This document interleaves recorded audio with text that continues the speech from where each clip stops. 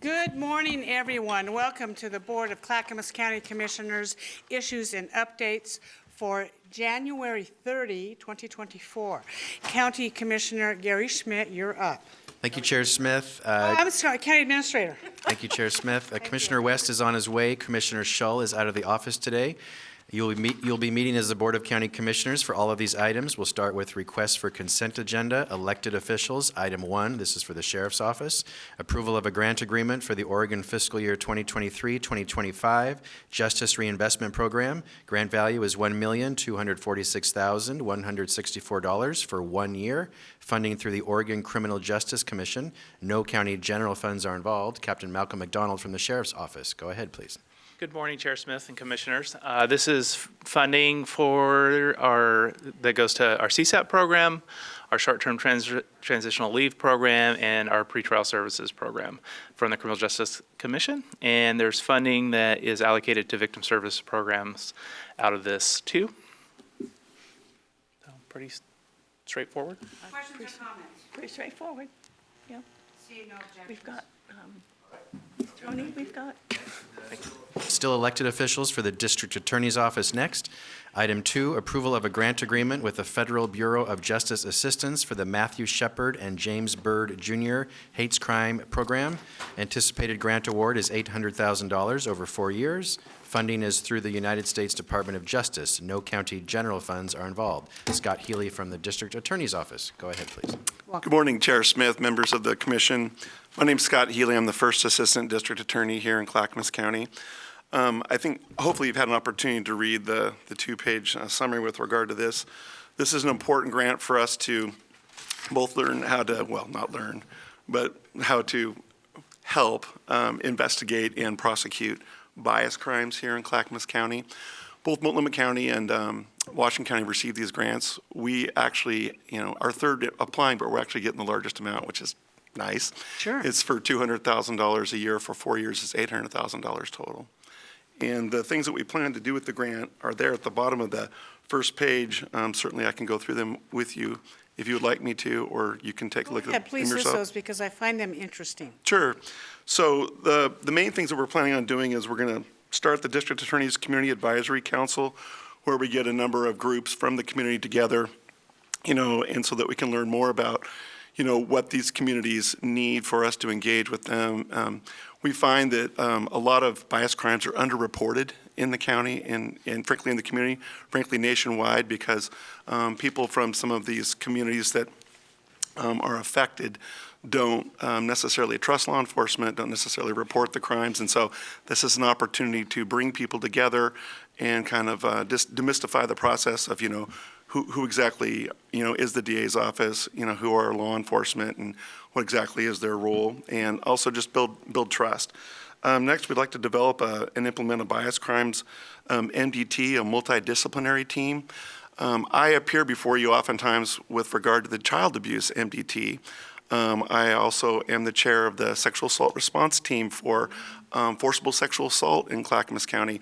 We also have like a human trafficking MDT. So this is where we will bring law enforcement, Department of Human Services, and then other important partners together on a regular basis. For instance, the child abuse MDT meets monthly, and we, collaborate and, talk with each other about ways and strategies to attack certain issues in our community.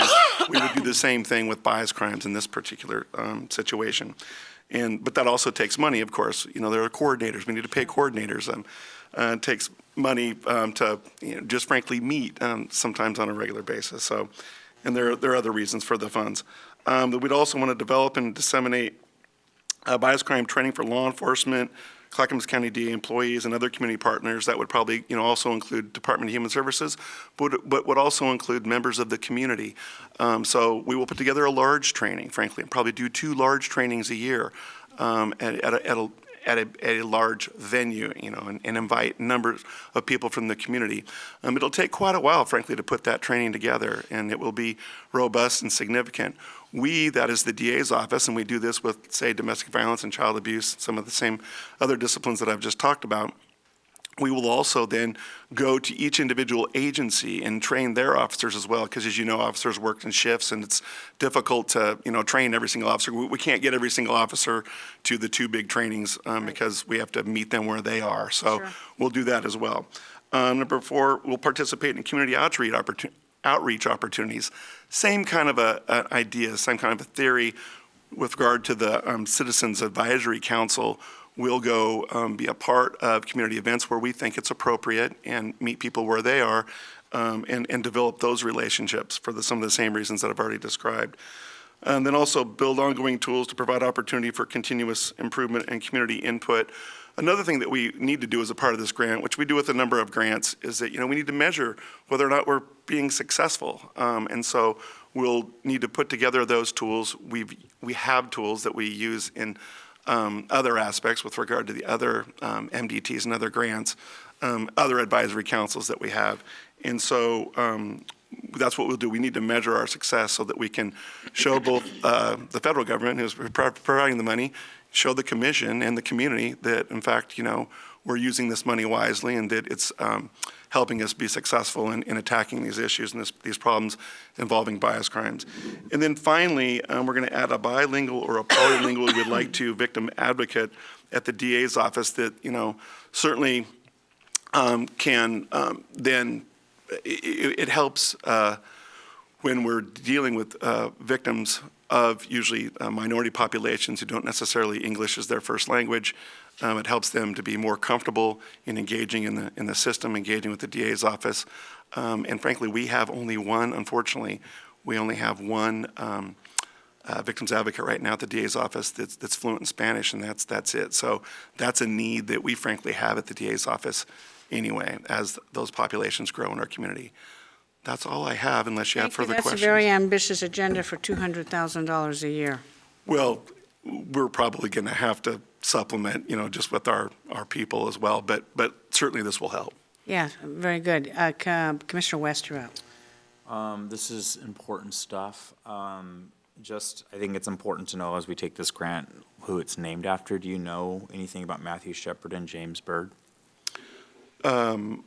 I know that Matthew Shepard, I believe, and I don't mean to put you on a spot. I can jump in too. It's been a while, but and you can correct me if I'm wrong, but I believe that Matthew Shepard was he a young man in Wyoming that was attacked because of his sexual orientation? Yeah, I'll jump in if you want me to. Okay, thank you. Yes, I'm somewhat familiar with that. So Matthew Shepard was, and James Byrd, both victim of hate crimes. Matthew Shepard was a gay student at the University of Wyoming, I believe, and he was beaten to death and tied to a fence in 1998. And then he was left, he succumbed to his wounds a few days later in Colorado, in Fort Collins, Colorado, but was definitely targeted for being a young gay man by others. The other one was an African-American young man who was beaten in, I believe, Texas by white supremacist groups. Is that James Byrd? That's James Byrd. Matthew Shepard is a huge figure and an important figure, at least within my community. And so it is a really important tool that we have through these grants to address these issues when anybody is targeted specifically for just who they are. And so I am glad that we're able to approve this grant today. I assume this board will as we vote moving forward, but I think it's important as we talk about these real issues that we know why and who they're named after and the history behind it. So thank you for coming today. Absolutely, Commissioner West. Thank you. Commissioner Savas. Yeah, I really appreciate the bilingual and the language barriers. That is a big, huge comfort tool, and that might help people alert your office and provide more information to maybe act on some of these calls. So my question is, reading the very first opening part about this, about the hotline and the increase since 2020, my question is it growing exponentially year after year, or is it a steady increase since 2020? Commissioner Savas, actually, excuse me, and I'm the one that leads this effort in our office. And I frankly touch or am a part of the decision-making in every single bias crime that's charged in our office. We have other DAs that are handling the cases as well, but we collaborate and they talk to me about all of it. I also have to keep statistics for the Department of Justice, so it's slowly grown, but not by very much. Frankly, I want to say that it's been 3 years that we've been keeping the statistics. I think that there were 18 the first year. I believe that there were 19 or 20 the second, and there was only 21 or 22 the next year in Clackamas County. And just to give you an idea, in Washington County, for one of those years, and don't hold me to which one it was, I can't remember, but I think that they had 40 or north of 40 bias crimes. And that highlights the problem and the issue with regard to what's going on, because there are statistics that indicate, and I think it's somewhere actually in the written grant itself, because I had gone through that grant, that there are arguments and statistics that suggest that 97% of bias crimes are not reported in the community for some of the reasons that I talked about earlier. And so that's part of why we want this money and this grant. We need to do this hard work. We need to get out into the community. We need to train law enforcement officers about how to recognize that these issues are going on as a part of their investigation, and then investigate the cases properly so that they can provide them to us so that we can prosecute them.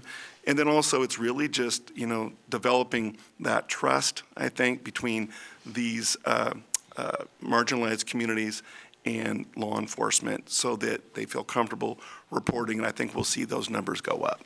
Yeah. Well, thank you for that. It sounds like it's trending upwards barely, but it's certainly not trending downwards. Correct. Yeah, thank you. Thank you very much for this. Any other questions or comments? Seeing no objections, good luck. All right. Thank you. Thank you. Next, Technology Services. Item 1, approval for a lease agreement with One Neck IT Solutions for a rack space in a Bend data center. Total value is $37,900 for 5 years. Funding is through the Clackamas Broadband Exchange cable lease revenue. No county general funds are involved. Lanu Parapilli is Director of Technology Services. Duke Dexter is the Clackamas Broadband Exchange Manager. Go ahead, please. Welcome. Good morning, Chair and Commissioners. We are here to request your approval for a lease agreement with One Neck IT Solutions.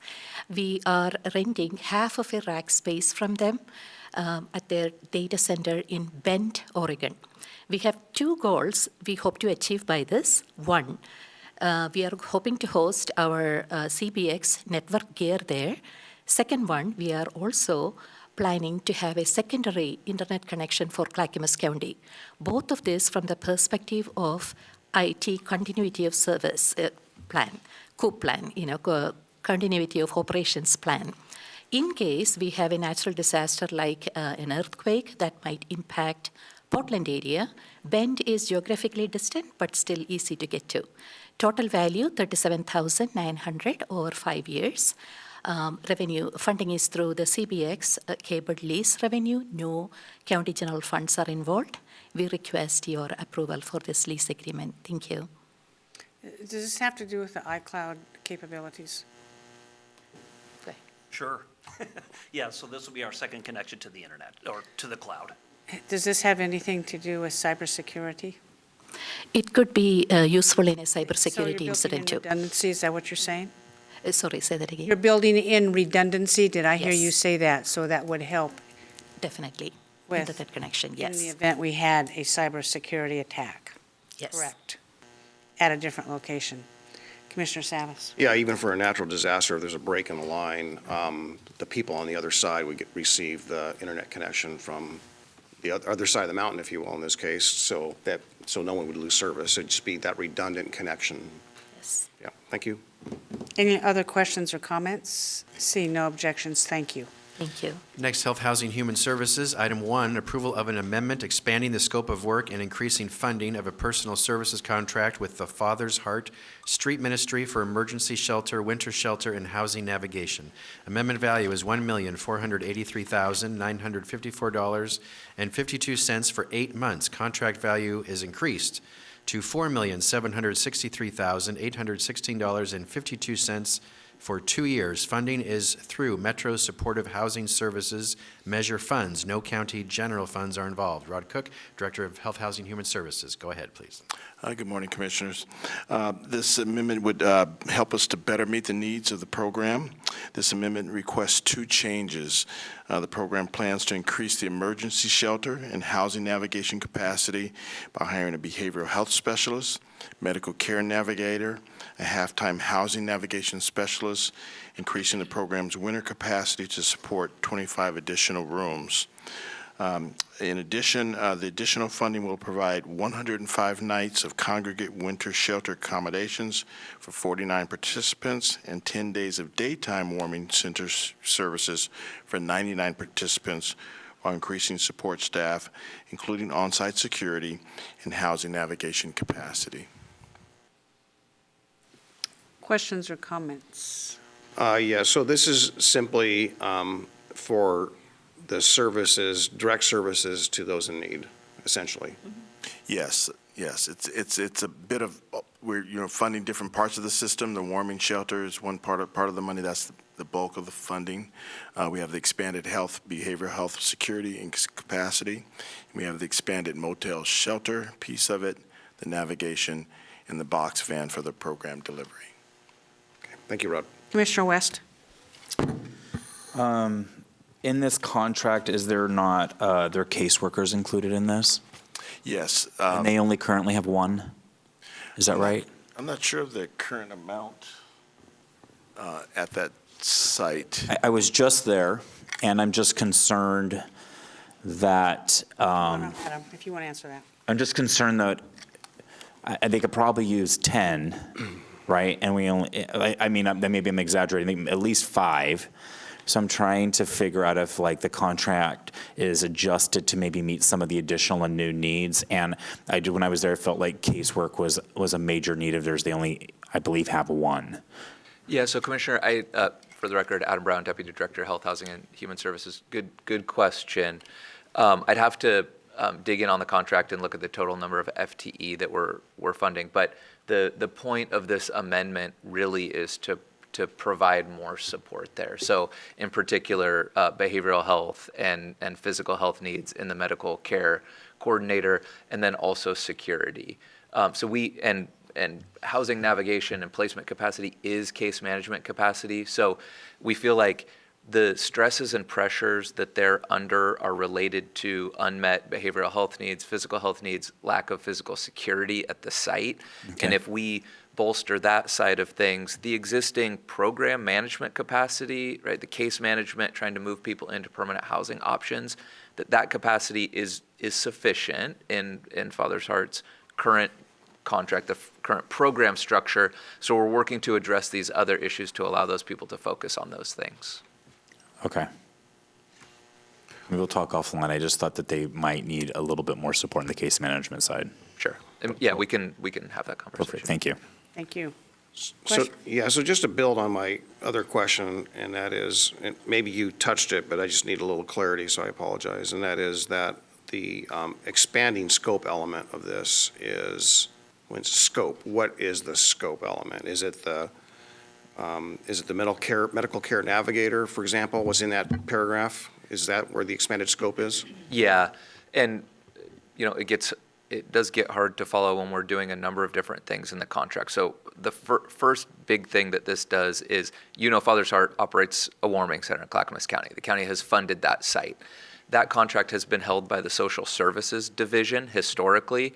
This moves the responsibility for that portion of the contract to this contract with the Housing and Community Development Division. We've been working to consolidate homeless services under the roof of Housing and Community Development, so it does that piece.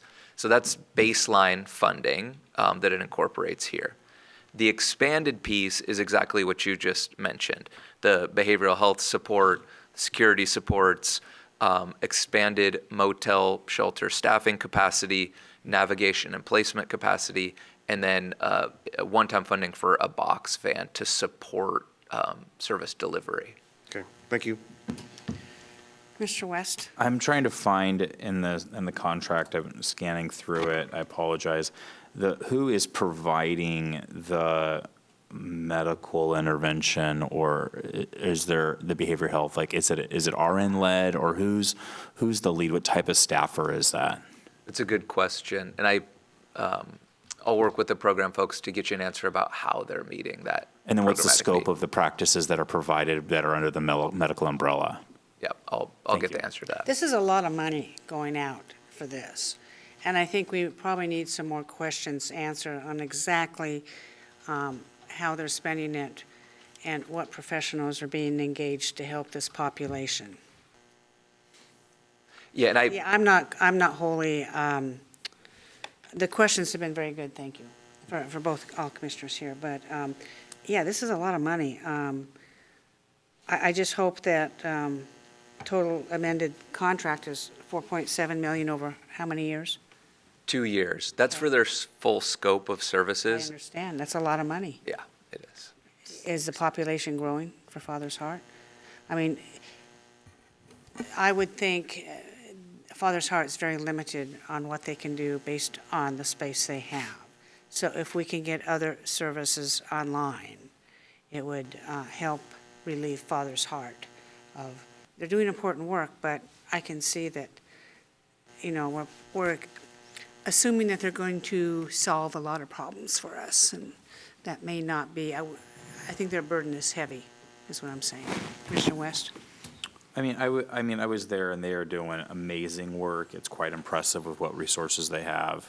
I mean, the spirit and the vibe is so cool when you walk through their building with them, and from the volunteers that were there doing basic tasks and chores to how they utilize their space in a creative way in their capacity. So I trust that this is going exactly where it should go. I just have some clarifying questions, but I'm supportive of it. Commissioner Savas? Yeah, with regards to the funds and knowing where this is coming from, you know, I guess we have a rare opportunity, an abundance of the supportive housing services dollars to address this, and not that we need to just find a way to make it, to bring that balance down. That's not our goal, and I think the plan you came up with this last year about how we're to tackle spending those dollars down and everything, this is just part of it. But my comment is more about this. We're not speculating there's more need. You're trying to meet the need, and I know that we are ramping up to meet the need. So when we level off, where we don't really we see the demand and where we're starting to meet it, I would love to know when we reach that point. In the meantime, I'm assuming, you know, that we're still ramping up to meet the needs. We're not speculating the needs are out there. That's correct. Yep, there's still unmet needs. Yeah. Yeah, and think about it in terms of intensity of the people we're seeing. It's not just numbers, it's Acuity. the acuity. Yeah. There you go. Yeah. Yes, seeing no objection to this, thank you very much. Item 2, approval of a revenue intergovernmental grant agreement with the Oregon Department of Human Services for the Older Americans Act and Oregon Project Independence Programs. Agreement value is $8,162,820 for 2 years. Funding is through the United States Department of Health and Human Services, Oregon Department of Human Services, with matching funds of $261,628 in budgeted county general funds. Yes, this agreement provides grant funding for the Social Services Division to administer the Older American Act and Oregon Project Independence funded services for individuals aged 60 and over in Clackamas County. The services provide Clackamas County seniors with nutrition programs, health promotion activities, assistance for family caregivers, transportation, case management, information, and referrals. The 3% general fund match comes from general fund, part of it, and the other is from in-kind contributions from the senior centers themselves. Commissioner Schrader? Yeah, thanks for this program, Rob. This is Oregon Project Independence is a state program, is that correct? Yes. And so it doesn't get Medicaid money, but you are able, and correct me if I'm wrong, to funnel these other grant dollars from U.S. Department of Health, Housing, and Human Services to really leverage it and keep it going here in the county. Yes. Okay, thank you for that, yeah. Further questions or comments? Thank you for doing this. Seeing no objections. Thank you. All of these requests will go on this Thursday's business meeting agenda for your final approval. Next, request to rename the Carver Park Boat Launch. There's a memo in your packet. Dan Johnson, Director of Transportation and Development, will present. Good. Welcome. Thank you. Good morning, Chair Smith, Commissioners. Well, we're here today because of a request. Essentially, Bill Monroe, a local community leader, reached out to Clackamas County with regarding the possibility to rename the Carver Park boat launch to the Bob Toman boat launch after Pacific Northwest fishing guide Bob Toman, who passed away in December of 2019. And I'm here to inquire to see what the board's interest is in doing that. Essentially, Carver Park, it's a Clackamas County park. It's located on the Clackamas River, over off just in the Carver area, for most folks who know the area well. Clackamas County owns a portion of what is known as Carver Park, but the remainder, including the boat ramp, is actually owned by the Oregon State Department of Fish and Wildlife. But we have an agreement to manage that and operate that and maintain that. And essentially, in response or to recoup costs associated with that, we're able to charge those parking fees that are down in that area, so we get revenue to offset those costs. So we have this request. And we have a naming policy that you're very aware of. We're up here talking to you some time ago about the Transportation Maintenance Building. A copy of that policy primarily relates to like new facilities, but theoretically could be used in this case. And I guess I'm just here to kind of gauge the board's interests in advancing this assessment on this discussion. We've outlined 5 questions or 5 options that are there for the board. Number 1 would be basically, since we don't own the launch, we can defer it back to the state of Oregon, basically have them advance some process if they wished. So that would be a defer option number 1. Option number 2 would be to decline the request. Carver Boat Launch is well known throughout the area, very familiar naming convention, it's been there for quite some time. You could direct staff to advance the request to rename the Carver Park boat launch to the Bob Toman boat launch. We would then coordinate with Oregon Department of Fish and Wildlife, do some additional research, and come back for final action by this board on that particular request. And or per the policy direction, you could appoint a committee, basically a local task force, a recommending body, to evaluate that particular request, to get public input on that request, and provide a naming recommendation to this board. Or last but not least is basically the ability for the board to direct staff to assess other options. Other options may be a memorial plaque or something to that extent. So I'd be happy to answer any questions you might have. I have a question and a comment, but I'm going to have Commissioner Schrader speak. Yeah, thank you so much for that. I was contacted by Bill Monroe and Riss Bradshaw, who was our former sheriff many years ago, who spends a lot of time on the river and fishing. And they had approached me about potentially having this name change because Mr. Toman was evidently quite the presence on the river, and a lot of people that recreate there now remember him. His teaching abilities, his ability to really value and do the work to make sure people enjoyed the river in an appropriate way. They approached me, and of course I went to Dan and found out that there is a process for this. My understanding, Dan, is that ODFW could defer to the county on this. They have deferred to the county. They have deferred this. to the Yeah, county so on far. this. I do understand, the issue that Carver is familiar, but we could rename it and have something that says Carver, located at the Carver branch of the Willamette or something like that, if necessary. I think this is pretty benign, and it will honor someone who has done a lot of work in this county for many years and passed away. And the 2 folks that asked are fishermen on the river. And my suggestion would be to go along with 3 unless my colleagues have, which would be direct staff to advance the request to remain. But I do understand this is the first time my colleagues have seen this, so maybe there needs to be another iteration. So I'll defer to the chair and see what your questions are. I do have comments and questions. Bob Toman was very well known as a fishing guide throughout Clackamas County. and your friends are friends, and very interesting that this has come up. I believe his son maybe has taken over his business and is a fishing guide too. My question for this, I don't have any objections to Bob Tolman. Are we setting a precedent on wanting to rename all areas of significant use after famous people? It's not a rhetorical question, but Dan, can you answer that? I think every decision has certain facts associated with it, and I do believe that this may open up a broader discussion about possibly renaming existing facilities, which should be for consideration of the board.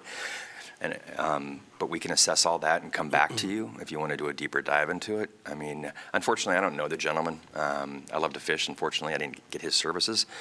But I would assume there'd be some background, some checking on names, who, what, where, when, and we bring that back to future consideration from the board.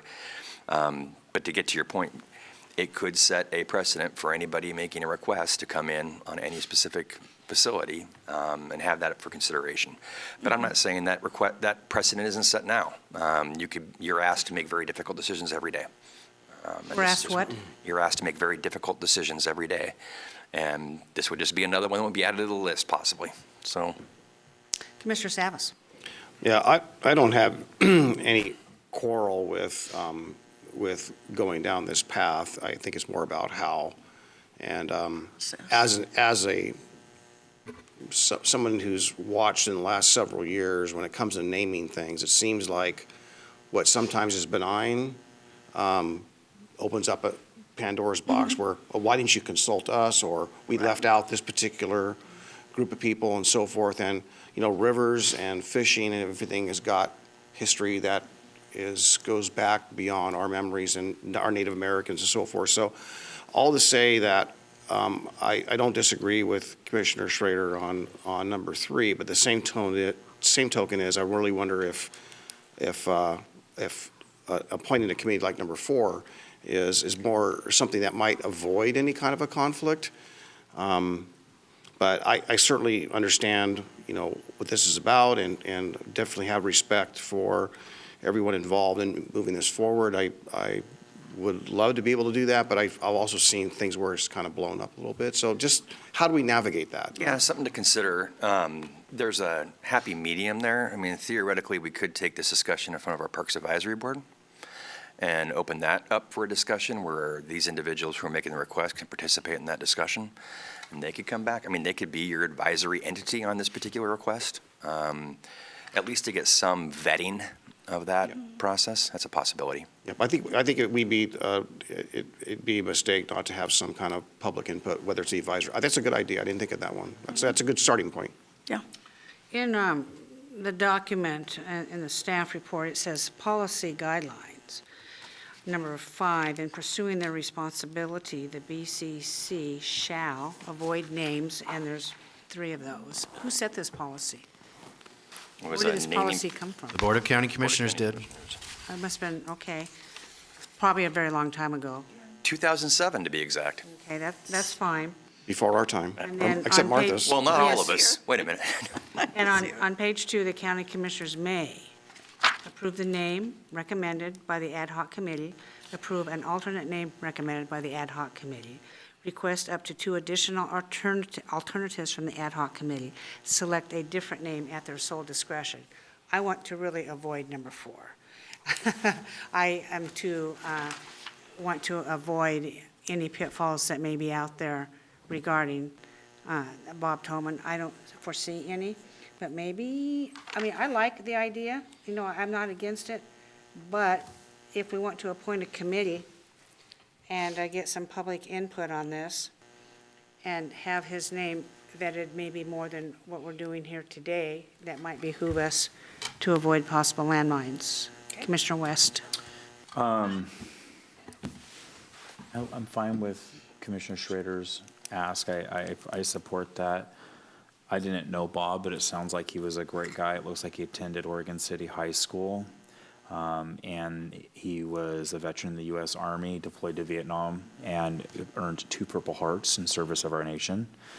And was a figure at the Wigwam store and Larry Sports Center in Oregon City, and was quite well known all up and down these waterways in that community. So it sounds like a fitting honor to bestow upon such a figure, but I think we should go. I also don't want to go down what you said, Chair. Also, it can get hairy quick. So. Do we need a specific special motion just for this one? Yes, we do. I believe we do. And, correct, Gary? Yes. Consent agenda I thing. guess the question is, Commissioner West or Commissioner Schrader, just going to ask you if you think, I think we might be remiss not to involve the Parks Committee. So if that is part of the process, I'm happy to support the motion. Well, do we use the Parks Committee for the naming, or do we use a different naming committee? You have the ability to dictate whatever you'd like. Okay, I don't want to limit it just, Paul, to the Parks Committee. Right, but I think that's a starting place, right? In the sense that, not unlike other districts, sometimes they feel that they ought to be at least informed. So it seems to me that might be a good place to start. It is a park, right? It's a county park. It says, on number 4, it says appoint a committee to review this request, and we could include the Parks Committee in that. Well, I think I heard that maybe it's a hybrid between 3 and 4. It's not 4 or 3. So I'm happy to make the motion. Why don't you give a stab at it, and we'll see what you come up with. So I move that we direct staff to move forward with option 3 with, in consulting the Clackamas County Parks Board, Advisory Board, and the process. Okay, I'll second that. Okay, I'm sorry, Paul, please repeat that again. I move that we direct staff to move forward with option 3 and to engage the Clackamas County Parks Advisory Board. And I'll second that. I'd like to amend the motion. Sure. Not just the Clackamas County Parks Advisory Board, but other citizens out there that would have an interest in renaming places in Clackamas County. And I'm not sure who that is, but I bet they're out there. Yeah, I think the intent of my motion or my thought, Chair, I don't disagree. But can I just have a little simple amendment? Well, yeah, but my thinking was that by keeping it kind of wide open on the County Parks Board, that they might do just that. They Gary? might. Could we ask your Committee for Community Involvement, CCI, to also review it? They represent the board on all things community involvement. Add that as a friendly amendment, you mean? Yes. The Parks Advisory Board and the CCI? Yes. Maker of the motion. I accept the amendment. Okay, and I'll second the amendment. Is the motion clear, Gary? Yes. Okay. Commissioners, are you clear with the motion? Further discussion? Seeing none. Tony, please take the poll. Commissioner West. Aye. Commissioner Schrader. Aye. Commissioner Savas. Aye. Chair Smith. Aye, motion passes 4-0. Thank you very much. Thank you. Next, Interstate I-205 third lane position statement from the Board of County Commissioners. You asked us to prepare a draft. This is the draft. There's a memo in your packet. Everett Wild led this effort on behalf of the board, and I'm going to ask him to present. Everett Wild's policy advisor in the board office. Go ahead, Everett. Good morning, good morning, Commissioners. Everett Wild, policy advisor for County Administration and the board. Yes, you have a memo and a draft of this third lane value statement. This was from board direction back in December to have staff come forward in a value statement that kind of mirrors one that we have already on the broader I-205 project and tolling around the region, but focused more specifically in this one on the third lane, which ODOT indefinitely postponed back in June. So you have a draft before you. Happy to take any questions or edits you may have. I do have some comments. Who is this statement to? The goal was to direct it to legislators for the upcoming short session, something that we could put in their hand and remind them of the importance of the third lane and Clackamas County's position on moving forward with it. No, I don't disagree with this action at all. I think we need to make a very strong statement.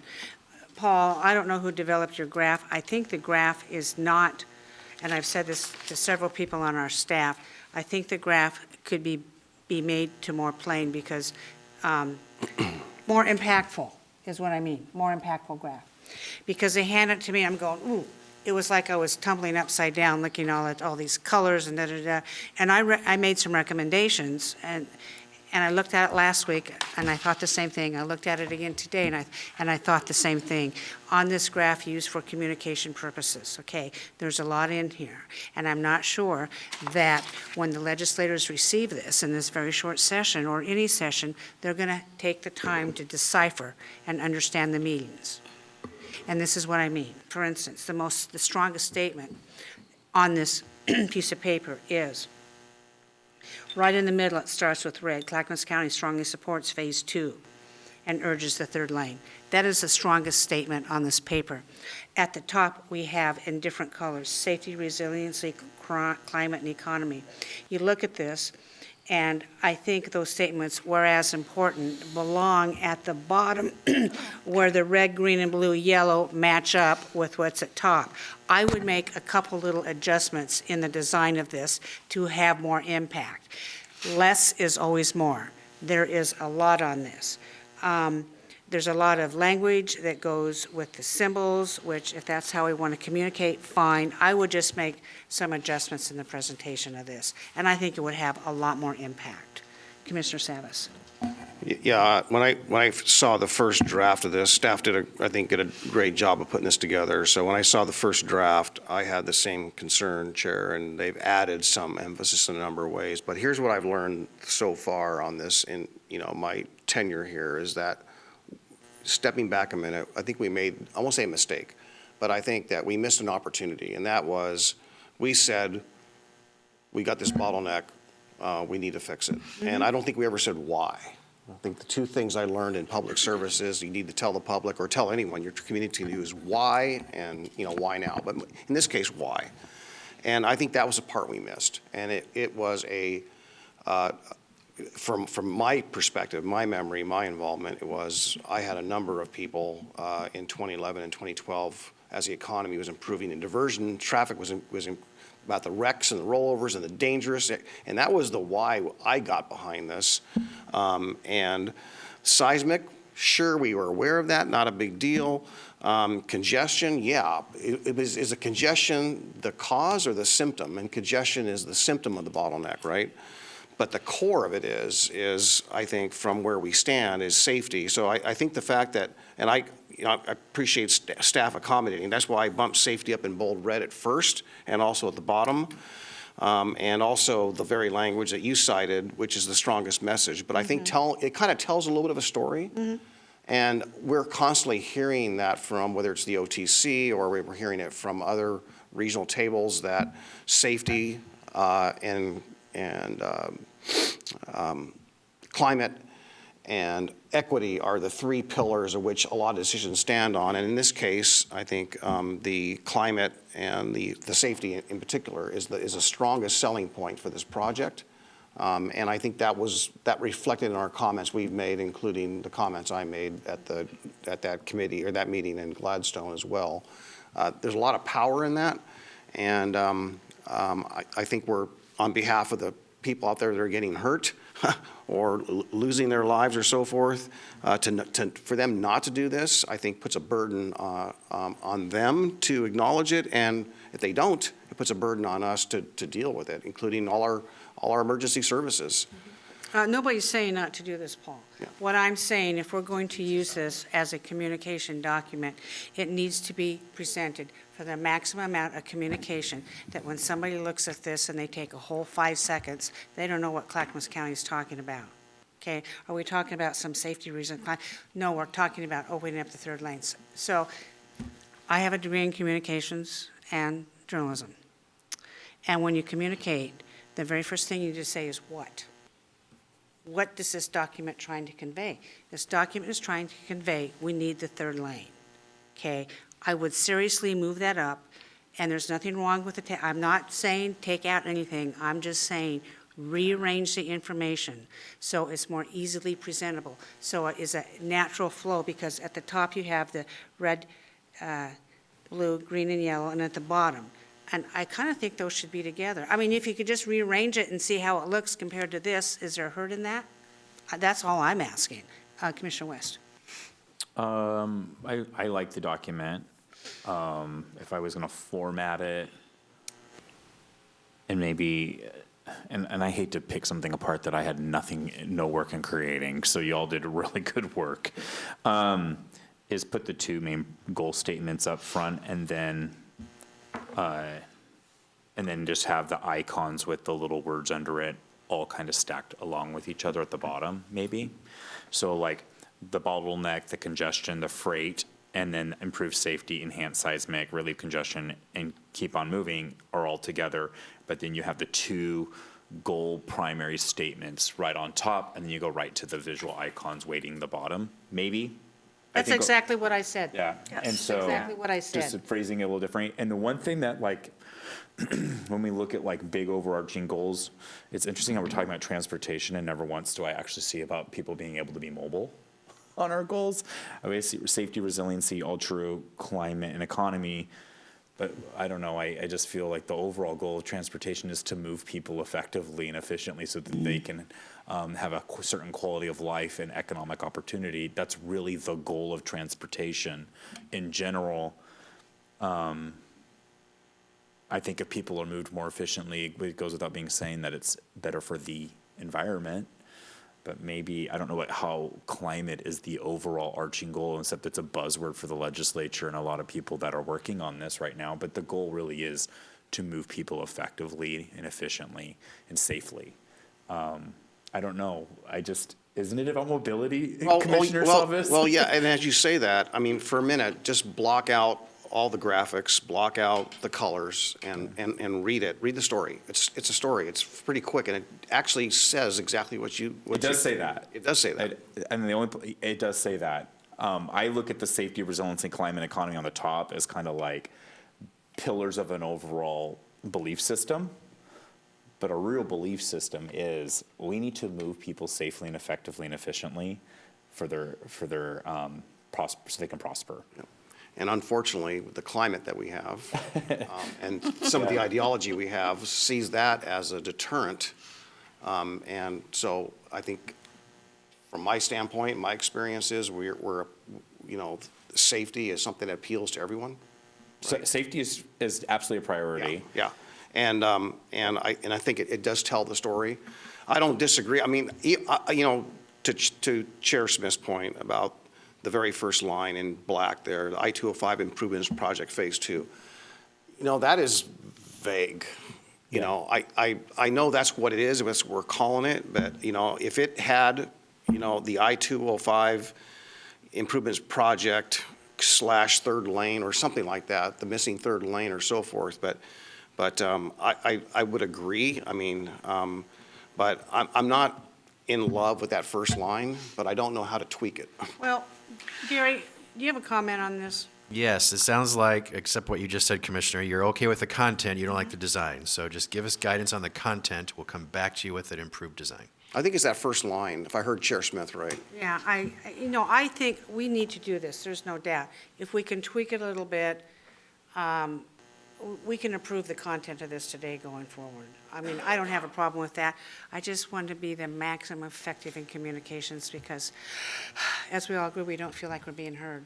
Why aren't we being punchier with mobility? Why? Why? Why are we being a little couched and a little to the audience with when we say the way it's kind of worded with the climate focus? But the only thing that actually ever says anything about climate at all is your green thing up here. I guess, yeah. Well, there's a myth out there that adding a lane, some people are calling this a freeway expansion. I mean, I think it's so disingenuous because it's a bottleneck, right? Yes. You have a 3-lane system. The entire system in the Oregon of 205 is 3 lanes, except for this. And to call it an expansion is disingenuous. It's not intellectually honest. Right. So, we're just dealing with a mindset out there, and also that congestion is good for the climate, when actually it's the opposite, right? Right. Yeah. So I think we're trying to correct the record here. The one thing I just got to throw out there, I just thought of this. What if we just, on top of the I-205 improvement project, say, something along addressing the missing third lane as a title in red. The missing third lane, or not necessarily red, but doesn't be a color, but. The Phantom Lane? Yeah, keep it all the same except the very top. The very top, the missing third lane or something to that effect.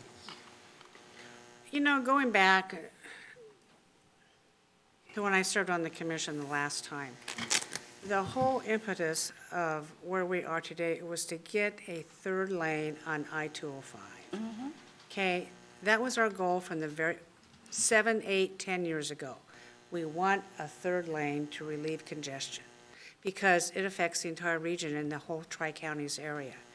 And then we move forward, they're going to have tolling, and they're retrofitting the Abernathy Bridge. I don't know that we ever asked for that. The Abernathy Bridge is one of the newer bridges across the Willamette River, I'll just say, but yet they picked that one. I am grateful that they picked that one, but for me, anyway, the selection of the Abernathy for earthquake resiliency kind of came out of the blue. I was surprised at that. Didn't object to it. And I keep going back to the basis of what the heck this commission is trying to do and communicate. You know, we've had so many issues come at us with transportation. If we could have a third lane, I tell you, that would just relieve so much, really would. And try to communicate that, I guess. Commissioner Schrader? Yeah, I just want to say, just briefly, looking at this, I would move Clackamas County strongly supports Phase 2, and then just put a period at the end of Exit 3, and I'd move that in big letters at the top as one of the first statements, because that's really what we're talking about. And then the rest of it, you can play with and, move it ahead and talk a little bit about, improving safety, seismic resiliency, so on and so forth. But that, to me, is what we're really talking about.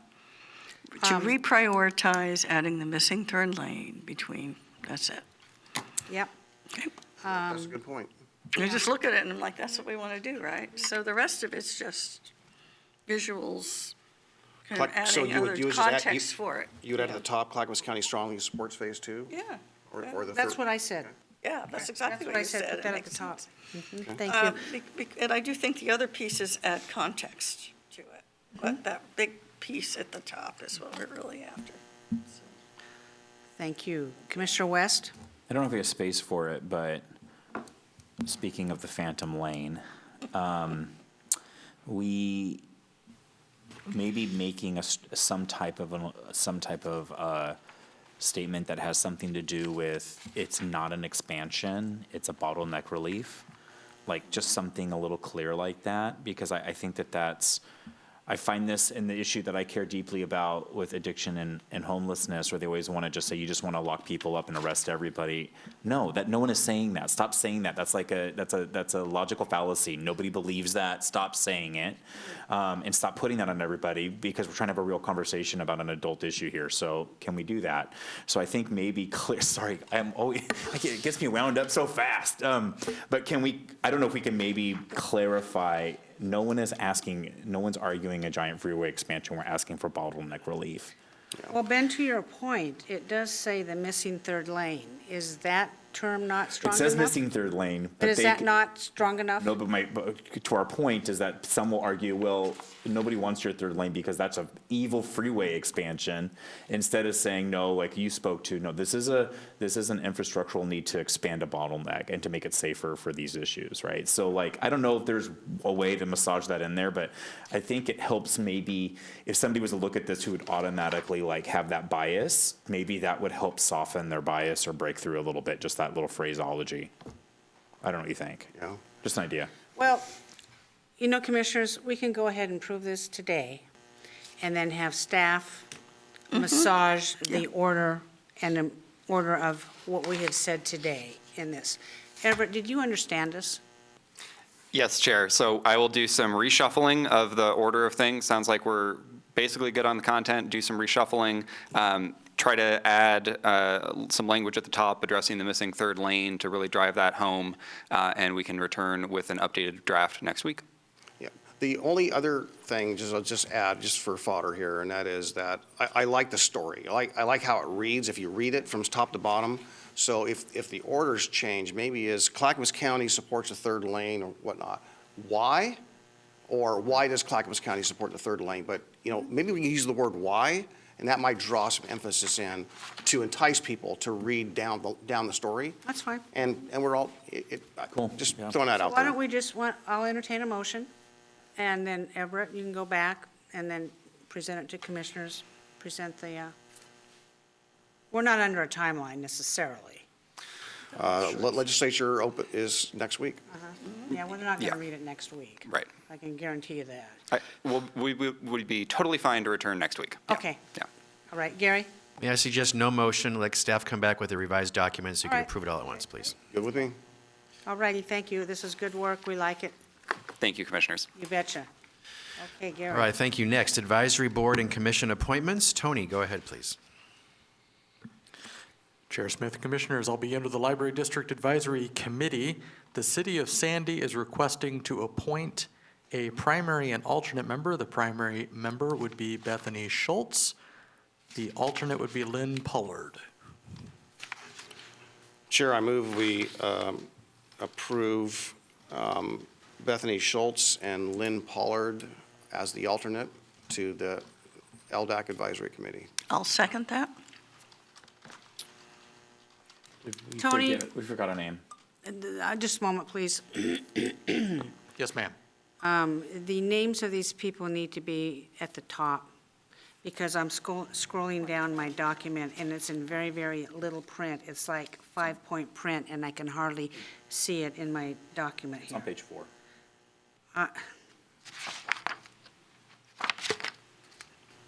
Still, I mean, it needs to be at the very top, so we can make a proper motion.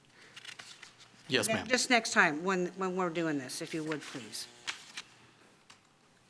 Yeah, I'm looking for the names. Okay, here we go. Yeah, It's on page 4. Just move them up to the top. Just kind of, if you would, please. All right. Commissioner Savas has moved we appoint Bethany Schultz to the Library District Committee. Is there another name? and Lynn Pollard as the alternate. And then I'm scrolling down to the next page to find, That's where that is, yeah. did you say Lynn Pollard? Yeah, Lynn Pollard, I'm which is still looking for that name. And which is Lynn on page Pollard 2 of the packet. as the alternate to the library board. I'll second. Okay. A motion has been made and seconded for these appointments. Commissioner Schrader. Aye. Commissioner West. Aye. Commissioner Savas. Aye. Chair Smith. Aye, motion passes 4-0. Thank you. All right, this next one should be much more straightforward. The Compensation Board for Elected Officials has one opening on the board due to a term expiration. Through a recruitment process, 2 applications were received. 1 is recommended for appointment. That recommendation is Kevin Aguilar to a first term. Chair, I move that we appoint Kevin Aguilar to his first term on the Elected Compensation Board to end on 12/31/27. Second. Commissioner West has moved we appoint Kevin Aguilar to a first term ending on 12/27 to the Compensation Board for Elected Officials. And Commissioner Savas has seconded that. Sorry. Any further discussion? Seeing none, Tony, please take the poll. Commissioner Schrader. Aye. Commissioner West. Aye. Commissioner Savas. Aye. Chair Smith. Aye, motion passes 4-0. Thank you. Thank you. Next, your board business meeting agenda for this Thursday, February 1st, 2024 at 10 a.m. You have a development agency public hearing on a request for supplemental budget greater than 10% and all the consent agenda items from today that you discussed. If you have any questions, please let me know and staff will answer it for you prior to Thursday. The final item today is Commissioner Communications. Great, thank you, Commissioners. We're rolling right along today. Who wants to go first? Commissioner Savas, you get to go first, since you Okay. spoke up. Oh, did I speak up? I've been, I'll just kind of give you my transportation update. I have been inundated. It always surprises me how much so with transportation-related stuff. On Friday, there was the STIF committee, and meeting, which is basically transit for HB 2017 dollars collected by the state through, for transit purposes on the employee tax versus the longstanding employer tax. Originally, those dollars were legislative intent was those dollars would go towards other areas of the region where people live versus where people work. And that would really help Clackamas County because we have a lot of people, 70+% of our working population leaves the county every day to go to work, and the other 27% stay here, but they're still paying taxes, and they're paying this tax, but yet I'll bet you a majority of them have no reasonable access as defined by the federal and state government, what reasonable access is to transit. So the State Rules Committee subsequently, the year later, changed it on behalf of a request by TriMet, and my concern is that that's not materializing into the legislative intent. Following that meeting, the AOC, the joint AOC-LOC Transportation Funding Meeting group met for their third meeting. I attended that, and this came up again, and a member of the a lobbyist for the OTA and also the Associated General Contractors, Drew Hagedorn, had also commented and recognized that he had also heard some concern about this. So I'm hoping that this gets a legislative attention, and I'm hearing that it might take its shape or form in the 2025 transportation package. I don't really want to wait that long, but I did make a comment during that meeting, shifting gears slightly, when the governor's representative was speaking, the transportation representative was speaking, and mentioned that the concerns about all the things that they're doing or looking forward in this package, and I think it's going to be so complex and so convoluted that, my friendly opinion that I shared at the end of the meeting was that they do a little bit in 2024 and do a little bit in 2025, and some of these are more policy, they're not necessarily money. But there needs to be some fixes, but I think the more they try to push this off into 2025, it's going to be too big. It's going to be too complex, and there'll be a lot of trade-offs, but what do I know? But I just want to advise you that was just Friday's discussions that I had. We're working hard, our staff are doing great work, and the conversations are continuing, and they'll continue this afternoon in further conversations, so. That's all I have for today. To your point, it's very easy for the legislature to kick the can down the road to another time when I do think they're somewhat isolated from the effects of our citizens, and they're somewhat isolated from hearing from people because they don't have public hearings. They don't have opportunities to come before their elected boards like we have here every week. And so, they use that as a buffer. Well, I don't have to make a decision because, leadership said we're going to kick the can down the road, to your point, at a later date. And that's really abdicating their authority to do good work for the citizens of the entire region. Thank you. Commissioner Schrader. Okay. So thanks, everybody. I wanted to let you, my colleagues, know that I had a conversation yesterday with, Jeff Spitzer, and he is the Republican co-coordinator of the Oregon Statewide Alliance of the Braver Angels, Oregon. And I found out about Braver Angels when I was at the federal level with the National Association of Counties. And what they're doing, they are leading the nation's largest cross-partisan, volunteer-led movement to bridge the political divide. They host community gatherings, real debates, and grassroots leaders working together. And basically, they're basing this on the fact that when they did a poll, it showed that fighting over politics is really tearing the nation apart right now. It truly is. And when they did a poll about how people feel about our political framework today, 65% said they're exhausted. I'm definitely part of that 65%. Did you say exhausted? Exhausted from it. We're exhausted. There's been so much tension. We're tired of it, and they're angry about it. 55% said they're angry. Only 10% said hopeful, and 4% said excited. And one of the quotes it is, "I feel like my point of view is unwelcome. There's no place for faith in the public sphere." And so they're a civic renewal group that says when all voices are heard, civic renewal grows. So here's what they said about commonality, which I'm trying to take to heart here. Citizenship is the common thread that connects all Americans. We are a nation bound not by race or religion, but by the shared values of freedom, liberty, and equality. When Reds, Blues, and others work together, the entire country benefits. Our movement is the guiding force that's helping Americans work together again. So I think it helps us build confidence to work together, because I think what's happening in our nation and actually in our county oftentimes, we get caught in two different languages, the language of the left and the language of the right, whereas really in the middle we should be talking about the language of outcomes. Okay. For example, when we talk about diversity, equity, and inclusion, it's like what I said when I talked to Commissioner Shull about it. You've got the Canby Center. Those outcomes are what we're really looking for. But if we get stuck in this divide, we're never going to come together in the middle to really help people move up a ladder of prosperity.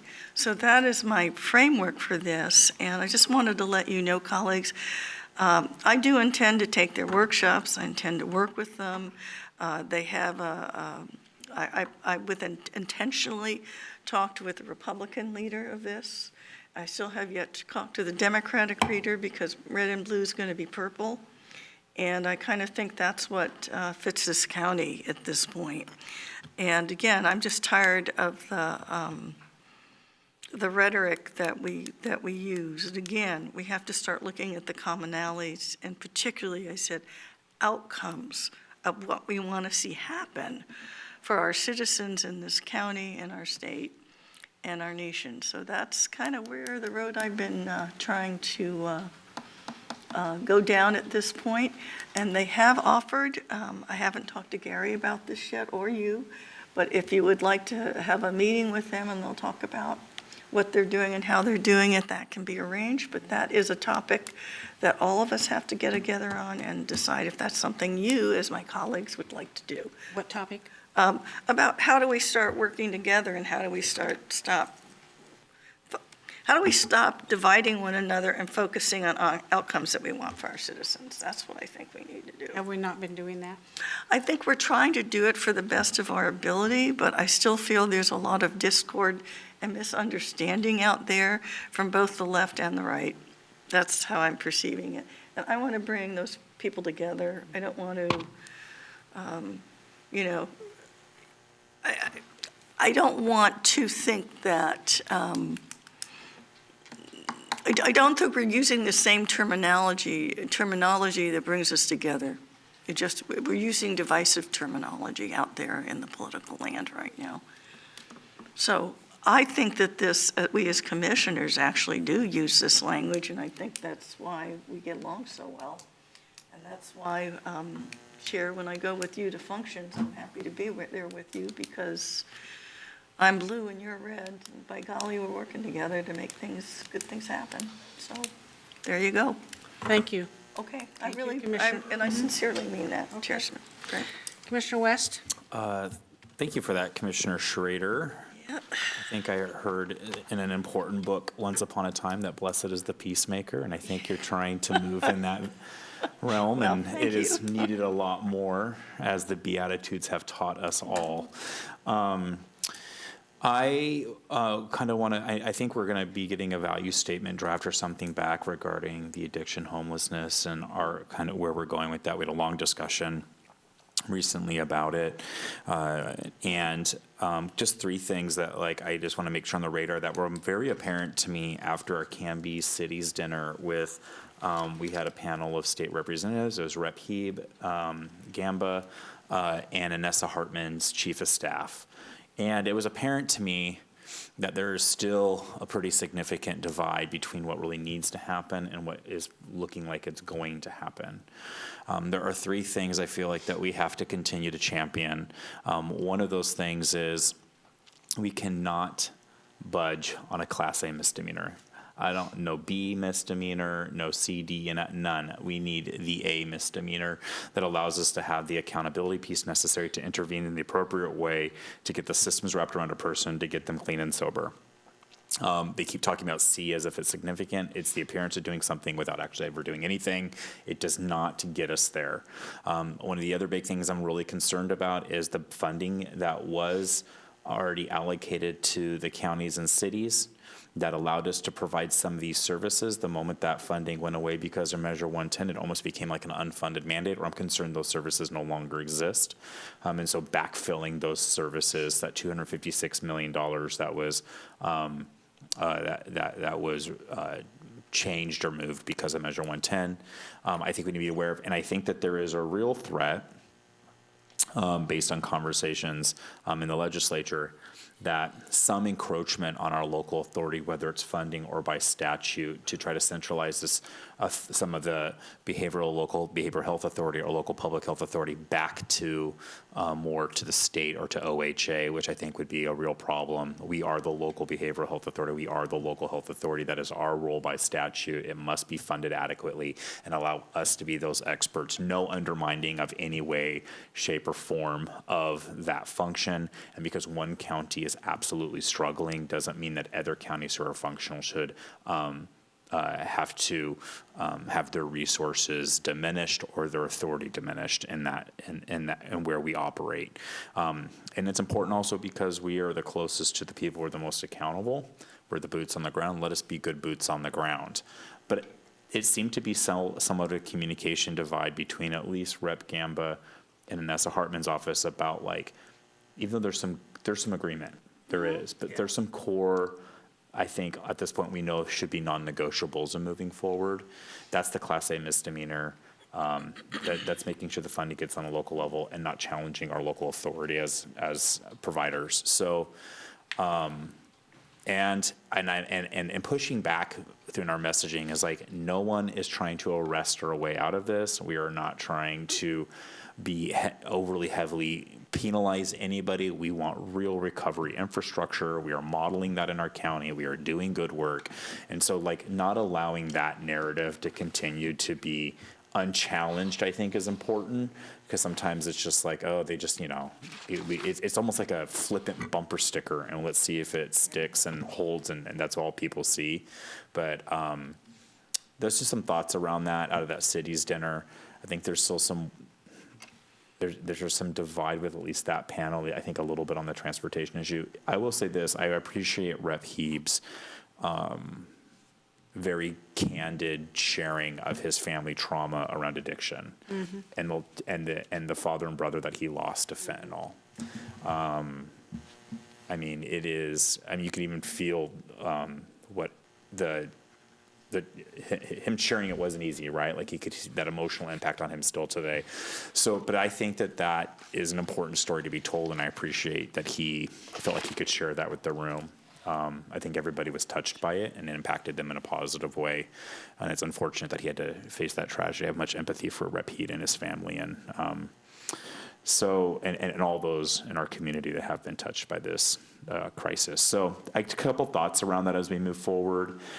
Those are kind of the big I have a lot of thoughts on a lot of that issue, but those are kind of the big bullet points I feel like we might want to, like, prioritize as we go forward in our messaging, at least those three prongs right there. So those are my thoughts, Chair, from like what happened last week and the interactions that we had carrying over in this week. So I'll leave it at that.